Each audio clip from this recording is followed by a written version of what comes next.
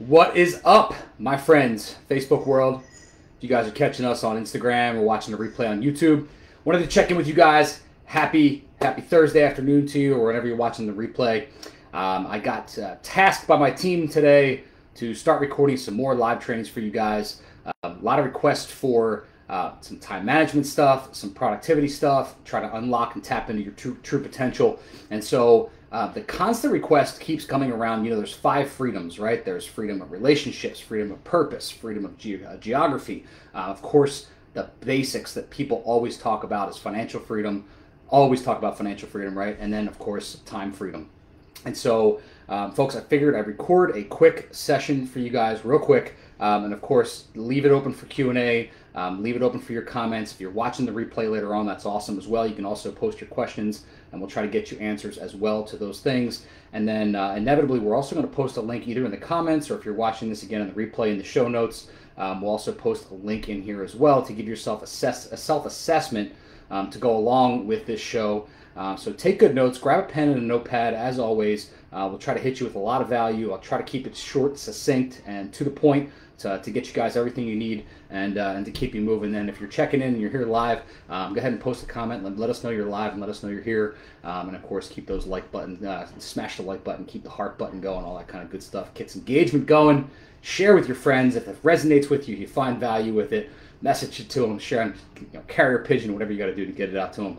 I do this stuff for free, totally to create value for you guys, to get engagement, to get you guys in, our sphere, into our tribe, get you into our world, and to create value and hopefully help you guys go out there and take action, right? Because, in our 5-step process, the 5th step is execution and course correction, right? You got to go out there and take action. It doesn't matter if I teach you all this stuff and you're listening, you pay attention, you're like, Joe, all that stuff's awesome. If you don't go out and work it, it doesn't work, right? Doesn't matter if I teach you all the stuff in the world if you don't go out and work it. What's up, Jason? Appreciate you guys checking in. All right, cool. So today, guys, I want to talk to you about the 4 Ds that unlock your true time freedom. And before you even get started, I want you guys to understand that you cannot have money freedom, right? A lot of people think this is backwards, by the way. A lot of people think like, how do I get money? I need money. I'm always chasing money, right? Financial freedom. How do I unlock my financial freedom? I'm looking for passive income streams. I'm looking for push button success, overnight millions, automatic cash flow is king, cash is king, all this bullshit, right?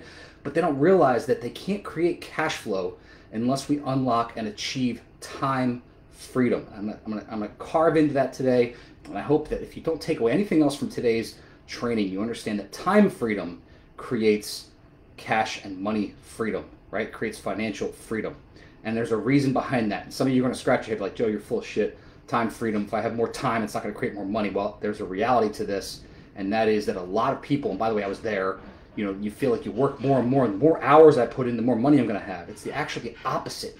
It's the complete opposite, right?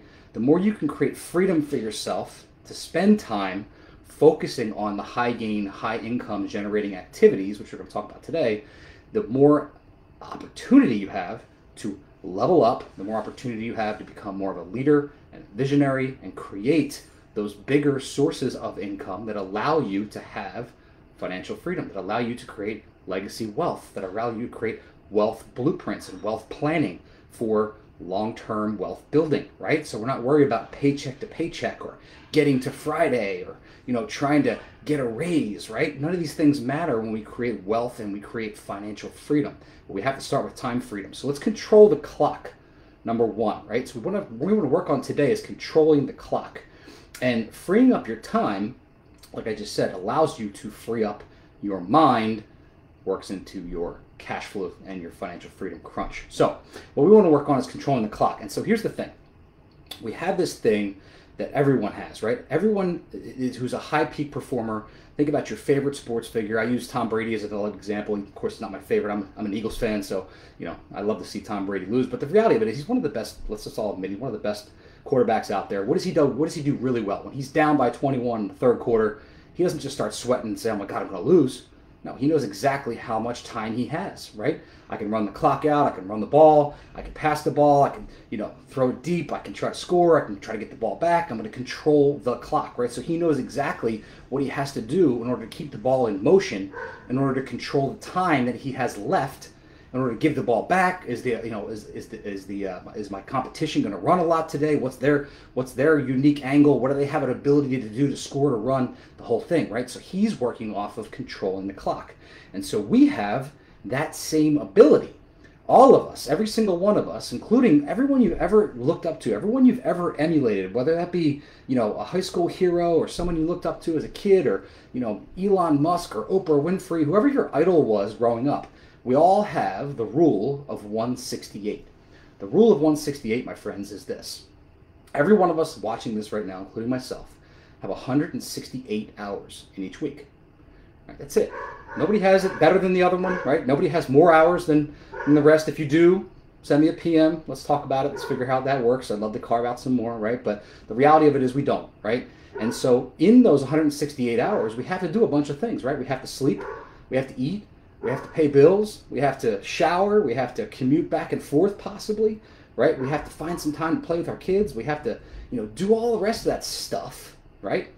But more importantly, we have to implement time to do what we call high impact or high income earning activities.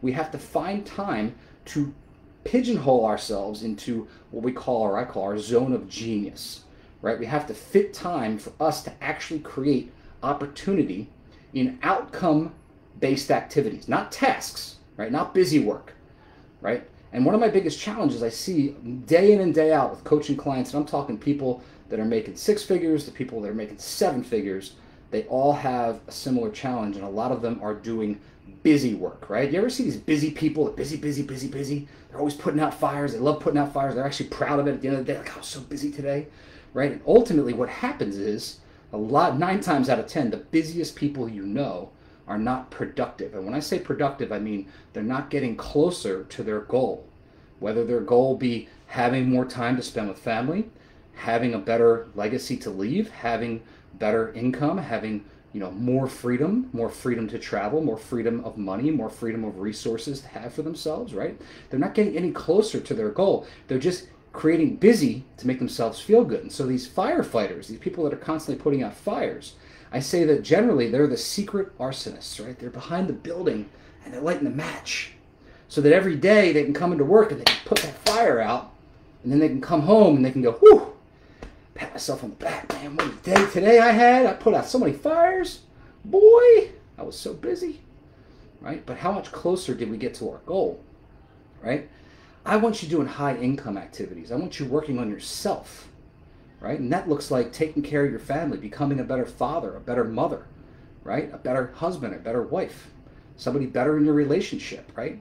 Listening to great podcasts, listening to good stuff like this, taking good notes, becoming a better leader, right? Becoming a better coach to your people, right? Learning how to build good teams and good culture, right? Learning how to build the place that you want to go to work. Better yet, becoming how to build that culture that you want to have, create that place where people want to come work with you, right? That team that eventually, right? What's the goal? If you're a business owner, what's the goal? The goal should be to get out, right? The goal should be to have an environment where people want to come and create and make ideas happen and make money happen so that inevitably they don't need you, right?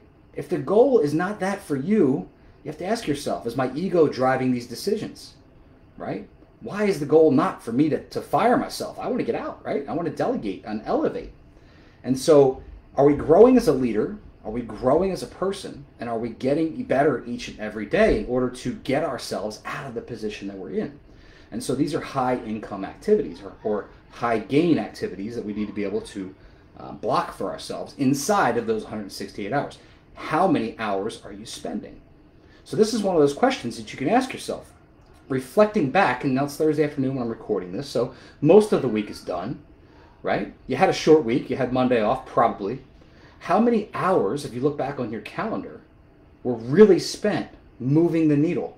And when I say moving the needle, how many hours were spent specifically getting you closer to your goals for this quarter, this year, this decade, the next 5 years, whatever your big high-level goals are? How much time did you devote to getting closer to your goals? Right? It's an important question, and it's one that we have to ask ourselves often because we have to make sure we're spending time in that. So there's really 4 Ds that help to create what we call a time audit. When I'm looking at my calendar and I'm creating an opportunity for myself, there are 4 Ds that I can do. Number 1 is, it's pretty self-explanatory, right? I can do it. I can do the thing. And so when I'm looking at my calendar and I have time gaps in my calendar, right? And I don't have very many, but if I have a gap in time, I have a half an hour open and I have an available, minute, 5 minute, 10-minute task to do, then I can do it, right? If it's important, I can do it. If, my banker's asking me for something or somebody on my team needs me to reach out to them and have a conversation, it's a 10-minute call, I can do that right away. That's a do, right? Something that needs to be done. Or if it's on my task list and it's important, I can do it, right? So I can do is number 1. Number 2 is I can delay it. I can delay it. The second D is delay. Now the rule behind delay is this. I can only delay it if I delay it to my calendar, right? If I delay it without putting it on a calendar and making it happen in a future time and date, then I'm really not delaying it, right? And we're going to cover that in a second. I'm going to talk about what that looks like in a second, because a lot of people are not delaying properly, right? So in other words, if I know it's going to take me a half an hour to do something that's important to me, that's going to move the needle, then I calendarize it for tomorrow at 2 p.m.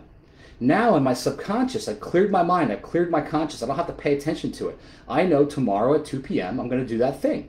Now it's off my mind, I don't have to think about it, right? It's a scheduled event, it's booked, right? It's delayed, right? So now it's off my mind, it's out of my email, it's out of my text messages, right? I don't have to follow up with anybody, it's now delayed onto my calendar. And so now, from this point until tomorrow, I don't have to think about it, right?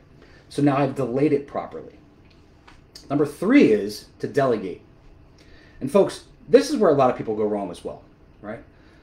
I want you to think about delegating everything you can that is not, and I used this term earlier, your zone of genius, right? Your zone of genius. And your zone of genius should be the things that help you immensely move the needle, or the things that help your team immensely move the needle, right? If you're a business owner and you're doing paperwork, bookkeeping, check writing, right? Driving back and forth, dropping off materials, checking on things, right? These are not zone of genius activities, right? Most of the time you're a visionary, right? Your job is to find great people for the team. It's to figure out what's the next move 6 months from now, a year from now, right? How are you going to build it? Who's going to come along for the ride? What does that conversation look like? How can you compensate for that, right? How can you create bigger tasks, bigger activities, bigger challenges, overcome those obstacles, right? So as a visionary business owner, your job is to overcome bigger problems. It's really to find bigger problems to overcome. And a lot of times that requires better people, right? Better team members, right? Better training, better coaching. And so a lot of your time is best spent getting better as a leader. And so a lot of your time blocking or your zone of genius should be working on yourself, right? And so for a lot of you, I want you to ask yourself, how often am I working on myself as a leader? How often am I getting better so that I can help my team get better, right? Never delegate something unless you set expectations and they can fully understand them. I did this the wrong way for a long time, right? I thought that I had ESP. Like if I said to somebody, hey, I want you to go do this, right? And I had it all mapped out in my mind exactly the way I wanted it done. I have a visual person, right? I used to think, man, I know exactly how this should be done. Boom, boom, boom, boom, boom. And I would say, hey, here, go do this. This is how I want it done, right? In like 12 seconds. And then, of course, my team member would come back to me and they'd be like, hey, here it is. Oh, that's not what I wanted. And I would get all pissed off, right? When we delegate, folks, we have to take the time, right? Especially if you're one of those type A's like me, where everything's like boom, boom, boom, fast, fast. You have to take the time, deep breath, and actually go bullet point by bullet point. How do you want it done, right? We can't have ESP about this. We have to make sure that the team member knows how you want it done. That's rule number 1 about delegation. Number 2, we got to make sure that we are 100% confident that they know how to do it and get buy-in from them that they know how to do it, right? It's not fair to give somebody something, a task, that they're not capable or accountable to get done. Because how often do we give somebody or delegate somebody something and then we micromanage them because they're not really capable of doing that task to begin with, right? Now, delegation has gone sideways, it's gone awry. Now it takes you twice as much work to delegate it And then you fall back into this cycle of madness where you say to yourself, what's the old saying, guys, right? If I want it done, I'll do it right. If I want it done right, I'll just do it myself. Screw this delegation thing. This doesn't work, right? This is where you guys have to grab a mirror sometimes, right? Does the delegation not work? Or is maybe the delegator not working, right? I promise you, when delegation is done properly, it works every time. But you got to do it properly, right? So when we delegate and we hold someone accountable, we want to make sure they know how to do it before we delegate it.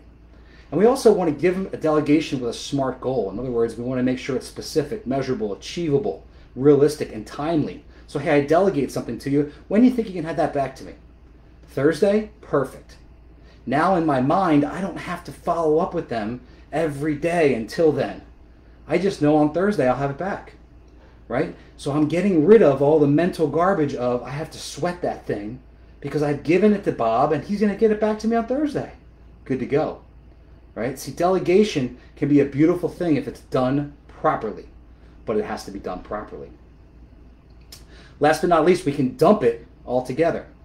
And here's the secret about dumping it. When we control the clock properly, right? When we allow ourselves to stay focused and stay present in our day, all this junk and all this minutia that starts to follow us, you know how you get these texts and these follow-ups, these urgent, I need to talk to you right now, right? If you stay focused, stay present in your meetings, stay present in what you're doing, here's what happens. Most of the time, these urgent fires that need to be put out, what happens? They put themselves out, right? These urgent people that have to have your attention. When you follow up with them 45 minutes later and say, hey man, I'm sorry, I was in a meeting, what can I do for you? All of a sudden it's, oh, that wasn't that big of a deal, I took care of it, right? So a lot of times we can dump things by basically staying true to our calendar. Controlling our own clock allows us to automate the dumping of so much minutia.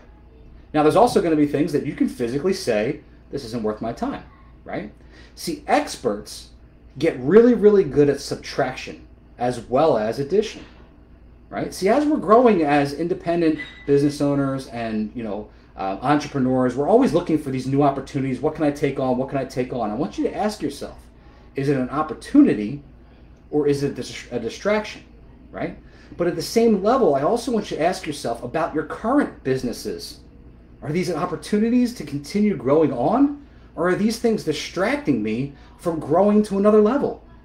See, there's nothing wrong with cutting out businesses that you've been doing for years if they don't serve you anymore. There's nothing wrong with cutting out, people and teams and software and systems and things out of your lifestyle that don't serve you anymore. If they're not serving you and they're not serving your general purpose or the lifestyle you're trying to create for yourself, subtract them. See, it's all about controlling the clock, and time freedom has to do with making sure you're maintaining your balance of time and utilizing it in the right way. See, ultimately what we're trying to create or eliminate is what Dan Sullivan calls decision fatigue, right? When we have a systematic approach to all the stuff that's coming in, the emails, the text, the conversations, the questions, the can I pick your brain, can I take you to coffee, I have a question for you, can you help me with this problem, right? As a business owner, when we have a good filter for it with the 4 Ds, we eliminate the decisions that we're constantly having to make by compartmentalizing them into the right place and the right time.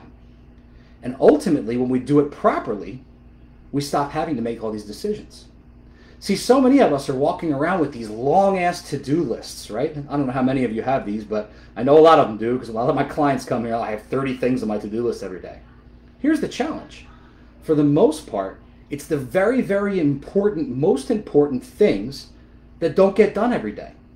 Those are the things that stay on your to-do list each and every day. They get bumped week by week by week because they're the most important, they're the most difficult, they're the most uncomfortable, they're the most needle-moving, right? They're the conversations you don't want to have. They're the things that make you uncomfortable to do, right? They're the things that you know you need to do, but you're finding ways to avoid them, so you're doing busy work to avoid doing the tough shit, right? And so you do all the minutia work. You do the to-do list so that you can feel good about yourself at the end of the day. But meanwhile, you're fogging yourself up and you're staying off focus and you're staying not present by continuing to do the to-do list, by continuing to do the minutia. And so we're keeping ourselves off base. And what we're doing is we're not getting the financial freedom because we're not allowing ourselves the time freedom to focus on the finances. I hope this is resonating with some of you, because I have this conversation a lot and people are like, Joe, I need to make more money. Joe, I need to make 100 grand a month. I need to make 50 grand a month. I need to hit $1 million a month. How do I do it? You need more time. But I feel like I have a lot of time. You don't have enough time. You don't have enough time because you need to be bored.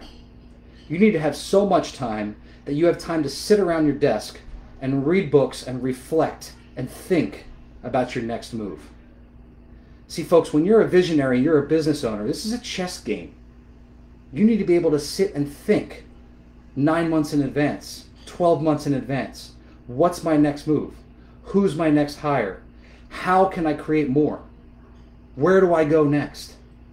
And if you're not thinking about this stuff each and every day, it's because you're not giving yourself enough bandwidth to breathe and to wrap your mind around it and to journal about it and to meditate on it and to create the next move. So the question is, do you have the financial freedom that you always wanted? Double check and see if you're controlling the clock properly. My guess is you might not be doing it as effectively as you wanted, right? See, I've said this before. I was on a podcast a couple weeks ago and somebody asked me, the interviewers were actually coaches. And the interviewers asked me one of these speed rounds. She said to me, a lot of my clients come to me and they say they want to start a side hustle, but they're single parents and they have kids and they have a full-time job and they just can't carve out 2 hours a week for their side hustle. My immediate response, Joe, how do you do it? How do you find time for your coaching clients to carve out time for their side hustle, or carve out time for their kids, or carve out time for their business, or carve out time for their zone of genius? And the answer is simple, right? When you want it as bad as you want to breathe, like E.T. says, you will find time. We all have the same amount of time, right? When you start to pay attention to your calendar, you'll stop playing Angry Birds. When you start to pay attention to your calendar, you won't be caught up on all the episodes of Netflix. When you start paying attention to your calendar, you might not sleep 8 hours a night. When you start paying attention to your calendar, you'll start focusing on how many days of the week you actually go to the gym and take care of your body. See, these are the important things, folks. And when we control the clock, we control the results. We control our time. And too many folks are not paying attention to their time the same way they're paying attention to their money. So you want to pay attention to every dollar in your checking account. You want to look at receipts. You want to pay attention to the Home Depot and save 20 bucks on your paint. But you don't care about your calendar. We throw away hours at a time. We throw away days at a time. We throw away weeks at a time. But we pay attention to Home Depot receipts. And this is the twist that needs to happen in order to create accountability for ourselves, in order to create the results that we want, not only with our time, but with our finances. So I hope this resonates with you. I hope it's helpful for you. I hope you guys start to utilize the 4 Ds, put them in your daily week, put them in your daily schedule. Start to think about, is it an obstacle? Is it a distraction? Can I cut it out? Right? Is it getting me closer to my outcome? Is the thing I'm spending this time on right now getting me closer to my outcome? Is it helping me build the team that I want? Is it helping me surround myself with the people that I want? Right? By the way, there's another thing we talk about, OQP, right? Only quality people. Is it helping me build the relationships that I want with OQP? Is it helping me become the leader that I want? So that ultimately I can have all that financial freedom that I want, the geographical freedom, the time freedom, and the lifestyle that I want. Hope you guys found value in this video today. Go out there, kick ass, take names. I appreciate you watching.